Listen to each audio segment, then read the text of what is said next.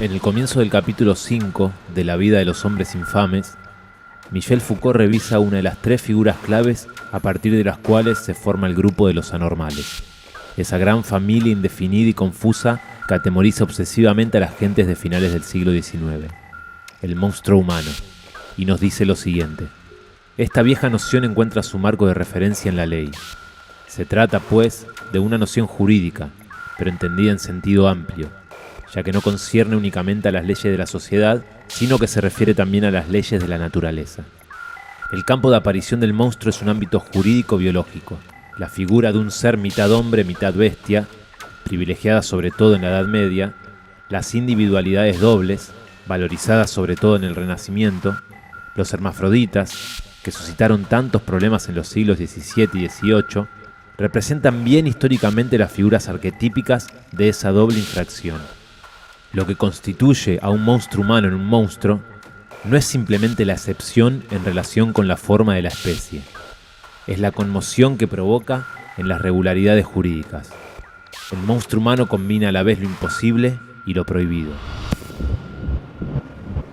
La oralidad maquínica. ¿Cómo hacer peligrosa la filosofía? ¿Cómo transformar su concepto? ¿Quién podría maquinar una filosofía que sea un peligro para la vida? Ni esperar, ni temer. Siempre buscar nuevas armas. Hoy, en un nuevo episodio de la oralidad maquínica, los monstruos de Aristóteles. Entre física y metafísica. ¿Qué entendemos por física hoy? ¿Qué es la fisicalidad humana? ¿Cómo se compone el esquema corporal anatómico? ¿Qué entienden actualmente las biomedicinas por cuerpo? ¿Cómo nos afecta este esquema abstracto, este estereotipo de cuerpo en nuestra vida cotidiana? Para abordar estas preguntas es necesario revisar la historia.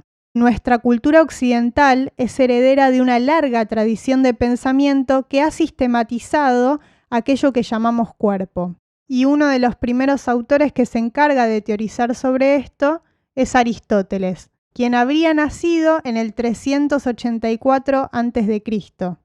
Aristóteles perteneció a una familia de médicos en la polis de Estagira, en Calcídica, que queda en el norte de Grecia. Su padre estaba al servicio de Filipo, rey de Macedonia, y al llegar a la mayoría de edad, Aristóteles fue enviado a seguir sus estudios en la Academia de Platón, en Atenas. Y alrededor de sus 40 años, ya fuera de la academia, dictó en primer lugar cursos en Asia Menor y trabajó como tutor del joven Alejandro, hijo de Filipo. Finalmente abrió en Atenas el Liceo, instituto donde enseñó casi hasta su muerte. Si bien la filosofía ya se había institucionalizado un poco con Platón y su academia, podemos afirmar que Aristóteles termina de, entre comillas, burocratizar la filosofía con el Liceo y luego las disciplinas que se desprenden de lo que allí se enseñaba, como por ejemplo matemática, lógica, epistemología, entre otras, empiezan a ganar cierta autonomía e incluso a independizarse de la filosofía. Pero en tiempos de Aristóteles, todas estas dimensiones de estudios convergían y eso lo podemos ver notablemente en la obra de este autor. Werner Jaeger, filólogo imprescindible para quien quiera ahondar en el mundo del pensamiento antiguo y sobre todo del pensador que en esta misión nos convoca, escribe un bellísimo libro llamado Aristóteles, en el que comienza diciendo lo siguiente sobre el filósofo de esta gira. Aristóteles fue el primer pensador que se forjó, al mismo tiempo que su filosofía, un concepto de su propia posición en la historia. Con ello fue el creador de un nuevo género de conciencia filosófica, más responsable e íntimamente complejo. Fue el inventor de la idea de desarrollo intelectual en el tiempo, y vio incluso en su propia obra el resultado de una evolución exclusivamente dependiente de su propia ley. En el curso de su exposición, presenta donde quiera sus propias ideas como la consecuencia directa de la crítica que hace de sus predecesores, especialmente de Platón y su escuela. Era, por consiguiente, filosófico y aristotélico a la vez seguirle en esto, y tratar de entenderle por medio de los supuestos partiendo de los cuales había construido sus propias teorías. Como ya hemos comentado en el episodio anterior, Sócrates y la fama, sabemos que entre el siglo IV y V todavía nos encontramos en Grecia con una tradición predominantemente oral. Esto significa que la mayoría de la gente no lee ni escribe, sino que el saber se transmite a través de representaciones teatrales o cánticos en la oralidad. Por eso es que Sócrates no escribió absolutamente nada y que conocemos de él a través de la doxografía y de sus, entre comillas, discípulos, como por ejemplo Platón, quien escribió diálogos, que es un formato muy interesante de escritura porque justamente al ser uno de los primeros filósofos que escribe, lo que hace es reproducir el modo en que se daba la filosofía en la oralidad, a través de diálogos, y por eso siempre uno de sus interlocutores es Sócrates, que en el ida y vuelta, en el intercambio con otros interlocutores, termina haciendo filosofía y generando preguntas interesantes. Ahora, ¿qué pasa en el caso de Aristóteles? Como dijimos, él se formó en la Academia de Platón y por lo tanto ya perteneció a una tradición que empieza a ser escrita. Se sabe que poco después de su muerte, sus discípulos tuvieron dificultades para reunir sus escritos. Nos llegan de Aristóteles los tratados, que son conjuntos de notas de cursos, resúmenes, esquemas, apuntes de alumnos. En definitiva, algunos trabajos se perdieron y otros fueron preservados en traducciones árabes efectuadas en Bagdad a partir del año 832 de nuestra era. O sea que es gracias a aristotélicos árabes, especialmente a Averroes, que Aristóteles entra en la escena europea y obviamente luego, fruto de la colonización, como también lo recibimos acá en América. ¿Qué podemos encontrar en ese conjunto de textos que nos llega?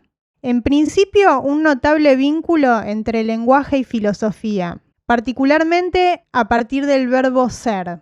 De hecho, dedicó varios escritos a esta cuestión, textos que, luego de su muerte, los discípulos que intentaron poner un poco de orden a sus escritos ubicaron después del tratado llamado Física. Así nació la metafísica, que significa en su sentido etimológico, más allá de la física, puede ser por su contenido filosófico, pero también porque efectivamente estaban ubicados en ese ordenamiento después de los tratados de física. Y en palabras de Aristóteles sería la ciencia que se ocupa del ser en tanto que es. O sea que es la ciencia que se ocupa del fundamento o de lo que Aristóteles llama más estrictamente la usía, que también podríamos traducir por sustancia. Escuchemos lo que nos dice Aristóteles en el libro Alfa de la Metafísica, al comienzo del primer capítulo de la obra. Todos los hombres, por naturaleza, desean conocer. Prueba de ello es el deleite que causan las sensaciones, pues, al margen de su utilidad, nos deleitan por sí mismas, y, por encima de todas, la sensación visual. En efecto, no solo con el fin de obrar, sino aún sin tener que efectuar acción alguna, preferimos, por así decirlo, la vista a todo lo demás. La causa de esto reside en que, entre todos los sentidos, ella nos proporciona más conocimientos y nos hace patente muchas peculiaridades de las cosas. Los animales, por naturaleza, están dotados de sensación, pero en algunos, a partir de ella, no se genera ulteriormente el recuerdo, en otros sí. Por esta razón, los últimos son más avisados y más capaces de aprender que los que carecen del poder de recordar, pues los incapaces de percibir sonidos son avisados, mas no poseen la facultad de aprender, tal como ocurre con la abeja y con cualquier otro género de animales que esté constituido de esa manera. Solo poseen la capacidad de aprender los que, además del recuerdo, están dotados de ese sentido. Mientras los animales viven con el auxilio de imágenes y recuerdos, participando escasamente de la experiencia, el género humano se vale de la técnica y del raciocinio, mas en los hombres la experiencia nace del recuerdo. Muchos recuerdos referentes a una misma cosa dan por resultado una experiencia, y pareciera que la experiencia es casi semejante a la ciencia y a la técnica. Empero, ciencia y técnica arriban a los hombres a partir de la experiencia. Pues la experiencia engendró la técnica, como dijo con razón Polo, y la inexperiencia el azar. Nace la técnica cuando, de un cúmulo de nociones empíricas, se elabora un único juicio universal válido para todos los casos semejantes. La ontología de Aristóteles. Tanto en la metafísica como a lo largo de toda su obra, expone una explicación ontológica. La ontología es el estudio de los entes, es decir, de lo que hace que una cosa sea. En esa sistematización ontológica, él elabora una teoría denominada hilemorfismo. ¿Por qué hilemorfismo? Etimológicamente, en griego, hile significa materia y morfos forma, entonces hilemórfico sería compuesto de materia y forma. Para Aristóteles, todo lo que existe en la naturaleza, todo lo que existe en el cosmos es una sustancia de este compuesto hilemórfico, es decir, un complejo o un conjunto de materia y de forma. A su vez, para Aristóteles, en la naturaleza nada está dispuesto azarosamente. Tanto en lo que tiene que ver con la physis, que es la palabra griega que él utiliza para denominar a lo que hoy podríamos llamar naturaleza, como en la polis y en el mundo de los seres libres, todo está atravesado por una teleología, todo es causal, no casual.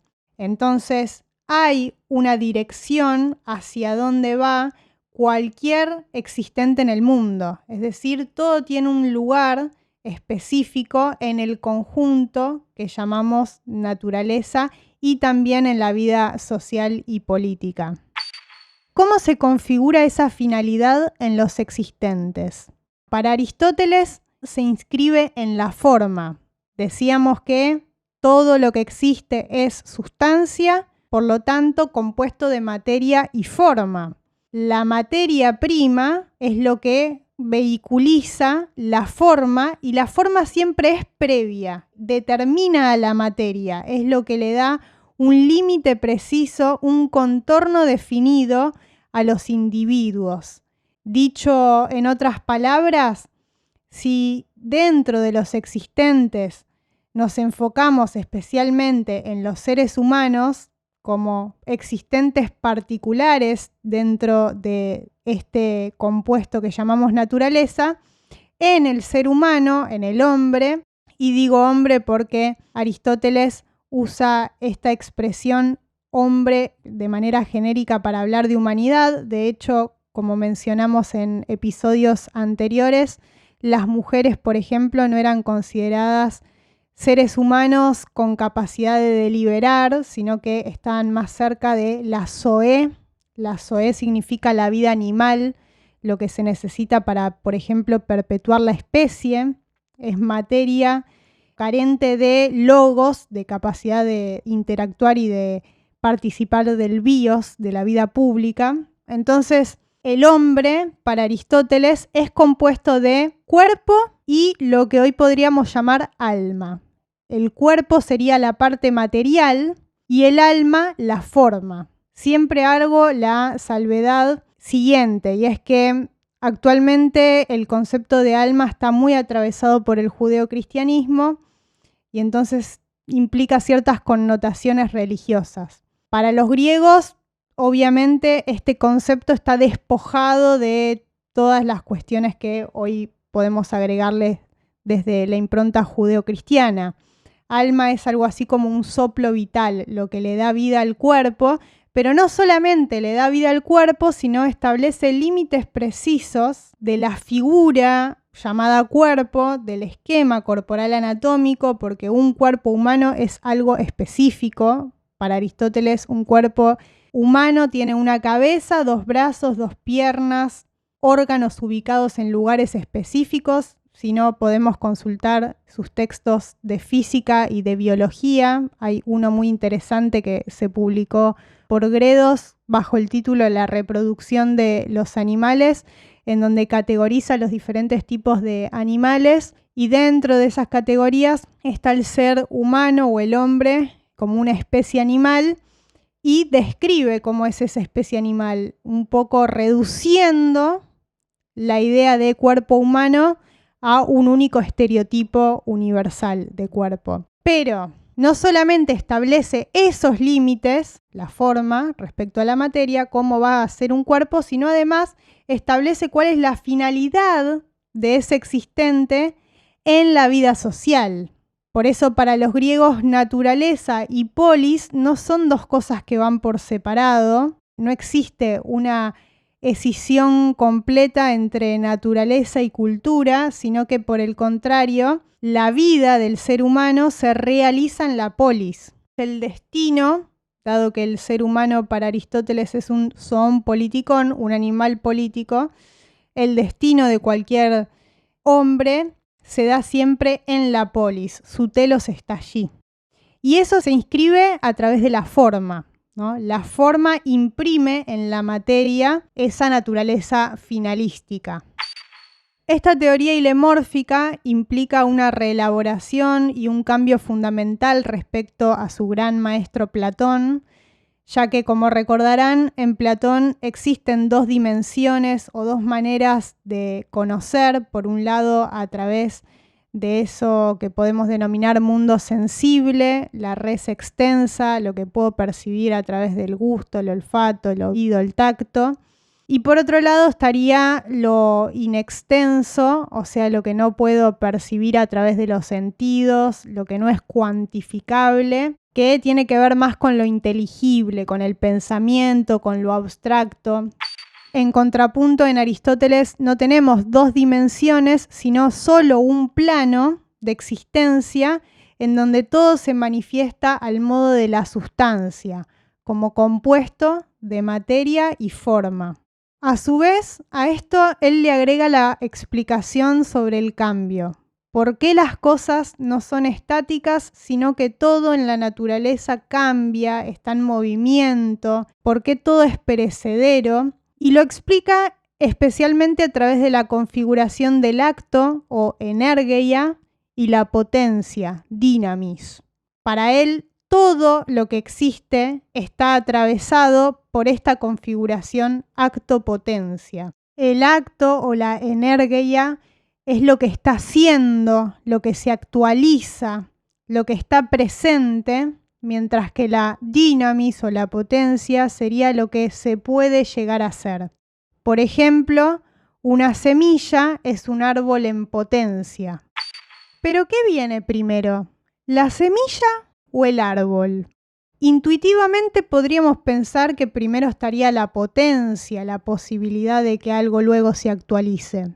Pero para Aristóteles es al revés. Primero siempre está el acto, porque justamente es la forma la que imprime lo que luego se va a materializar. Entonces, la finalidad está al principio, inscripta en la forma. Por eso el acto siempre es previo a la potencia. Y este movimiento, este constante pasaje del acto a la potencia y en consecuencia a la realización de las causas finales, explicarían el devenir, el cambio, el movimiento en el cosmos. Movimiento que nunca es arbitrario, sino que siempre está diagramado teleológicamente. Prestemos atención ahora, entonces, a partir de lo recién referido, a lo que advierte Aristóteles en su libro Física sobre lo que sucede cuando no se respeta el telos. Para este pensador, es evidente que los monstruos son seres nacidos contra la naturaleza, al ser productos de un error en la adquisición de la forma específica que constituye su fin natural. En el capítulo 8, titulado Naturaleza y finalidad, la causa final como forma, Aristóteles nos dice lo siguiente: se producen también errores en las cosas hechas artificialmente. Por ejemplo, el gramático comete una incorrección al escribir y el médico se equivoca en la dosis del fármaco.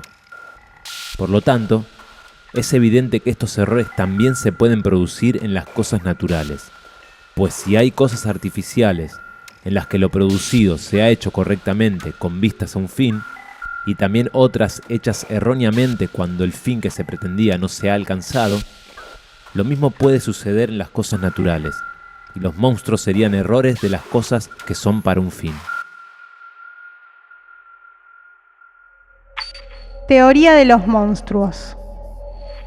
Todo lo que existe tiene una explicación causal. Todo individuo cumple una causa final. ¿Hay errores en la naturaleza? Tanto en el texto mencionado como en la física, y particularmente en el escrito sobre la reproducción de los animales, Aristóteles menciona la existencia de los monstruos, es decir, lo que para él serían accidentes de la naturaleza, anomalías, incumplimiento de la teleología. Para entender esto, cabe hacer la distinción entre suerte y azar. Para Aristóteles, la suerte, en griego tijé, puede suceder en el ámbito de los seres libres, lo que antes llamábamos bios, es decir, que se pueden dar ciertas circunstancias arbitrarias, pero siempre en el mundo de los existentes que ya poseen una forma y por lo tanto ya tienen el telos inscripto. Por ejemplo, si yo fuera un ciudadano ateniense y salgo de mi hogar y en la calle me cruzo con un amigo, con un compañero, esa casualidad es una suerte. Aristóteles le dice tijé. Puede suceder, pero es una casualidad que sucede dentro de una cadena causal. Tanto yo como mi amigo tenemos un destino y estamos cumpliendo una teleología, estamos realizándonos en la polis, en la vida en común, y casualmente nos encontramos. Eso no implicaría ningún problema para Aristóteles, no interrumpe el funcionamiento del cosmos. Donde sí aparecería un problema es cuando el azar, autómaton, irrumpe al momento de la reproducción de los seres vivos. El azar es un accidente, mientras que la suerte, la tijé, es algo que está previsto, puede llegar a pasar. Lo que es inconcebible en la cosmología aristotélica es que haya azar en la reproducción de las especies, especialmente en la reproducción de la especie humana. Cuando eso sucede, es una aberración, es una monstruosidad, es hibris, desmesura, desborde de la materialidad, deformidad. Porque como ya dijimos, para Aristóteles la forma tiene que primar sobre la materia, y en la reproducción la forma siempre la transmite el varón a través del semen, y la mujer sería solamente un útero, materia prima necesaria para terminar de gestar y de darle consistencia material a esa forma. Pero en ocasiones resulta que la forma no prima sobre la materia y entonces la materia hace de las suyas y produce lo que Aristóteles denomina monstruos. Existencias que no se ajustan a ese esquema corporal que él considera humano, por ejemplo, personas que no tienen 2 piernas, 2 brazos, una cabeza y los órganos que él describe, sino que tienen otras características imprevistas para él. Hoy podríamos llamar a esas existencias diversas funcionales o discapacitadas, y lo que propone Aristóteles frente a los monstruos es justamente exterminarlos, porque no tendrían razón de ser en su cosmovisión. De hecho, representarían un peligro no solo para la polis, sino para toda la naturaleza. Y aunque no podríamos decir que esta visión aristotélica es eugenésica, porque eso sería anacrónico, sí podemos detectar acá una teoría que deriva en prácticas de segregación. Reducir la categoría de ser humano a una fisicalidad, a un estereotipo específico, unidimensional y homogeneizante, establece bases para un posterior desarrollo disciplinario y de control sobre los cuerpos. Tengamos presente que Aristóteles es uno de los primeros en sistematizar la biología, en establecer a través del relevamiento de datos empíricos, principalmente a través de sus observaciones y obviamente desde su corpus filosófico, ontológico, y es por eso que la anatomía moderna recoge mucho de esta teoría y la recodifica en un nuevo lenguaje positivista que se completa entre el siglo XVI y XVII, no solo con los primeros manuales de anatomía como el Vesalius, sino también con la aparición de la teoría celular y el estudio no solamente de los órganos, sino también de elementos más pequeños como son las células. Pero lo que estas teorías modernas conservan respecto de la antigüedad es la idea de que existe un cuerpo normal, un estereotipo de cuerpo, un esquema corporal único, reduccionista, y todo lo otro que se sale de esa normalidad sería una anomalía, un problema, una patología, una enfermedad. Sigamos leyendo un poco más a Aristóteles, en este caso su libro Reproducción de los animales, obra fundamental para abordar lo que hoy nos convoca. En el libro cuarto de este texto, el filósofo afirma que lo monstruoso consiste en la carencia o exceso de algo.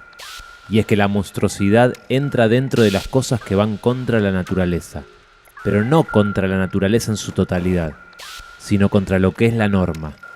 Es decir, para Aristóteles, la monstruosidad se considera contra natura si por naturaleza se entiende la forma y si se caracteriza la generación natural por la repetición regular del tipo específico. Sin embargo, es muy importante que destaquemos a la hora de pensar lo que nos está diciendo acá el filósofo, que la aparición de los monstruos debe considerarse también natural porque son el resultado de las propiedades naturales de la materia, que no ha sido precisamente dominada por la forma. Ese esquema corporal normativo funciona como base de todas las biomedicinas. Por eso esta teoría que recibimos como herencia en Occidente y en las sociedades occidentalizadas produce efectos materiales concretos, no solo de objetivación y cosificación del cuerpo, porque al final el cuerpo termina siendo un objeto de estudio cuando hay alguien que es considerado un sujeto que estudia y que por lo tanto sabe más. En Aristóteles el filósofo, pero en las versiones modernas y positivistas el científico que estudia a ese cuerpo, y de hecho la anatomía es la primera disciplina que abre cuerpos muertos, que estudia cadáveres para ver el funcionamiento de la piel para adentro, como si los órganos fueran engranajes y el cuerpo fuera como una máquina, un gran reloj con piezas funcionales o disfuncionales. Y curiosamente, el cuerpo considerado normal es aquel que se puede adaptar y que por lo tanto le es funcional al medio productivo en el cual habita. Es decir, aquel que le sirve, que es subsidiario, que es servil al modo de producción emergente. Lo que no es uniforme y por lo tanto es diverso es considerado lo otro de la identidad. El monstruo es siempre el otro. La alteridad representa así una amenaza para el orden social. Nos despedimos con la lectura de un fragmento de un libro fundamental para seguir ahondando en las cuestiones hoy presentadas. La Gaia Ciencia, obra escrita y publicada por Nietzsche en 1882, particularmente en un pasaje de su prólogo a la segunda edición. Nos dice: el disfraz inconsciente de las necesidades fisiológicas bajo el abrigo del objetivo, ideal, puramente espiritual, se extiende hasta lo aterrador, y muy a menudo me he preguntado si es que, considerado en grueso, la filosofía no ha sido hasta ahora, en general, más que una interpretación del cuerpo y una mala comprensión del cuerpo. Detrás de los más altos juicios de valor por los que hasta ahora ha sido dirigida la historia del pensamiento, se ocultan malos entendidos acerca de la constitución corporal, ya sea de los individuos, de los estados o de razas enteras. Se puede considerar a todas esas audaces extravagancias de la metafísica, especialmente sus respuestas a la pregunta por el valor de la existencia, por lo pronto y siempre, como síntomas de determinados cuerpos.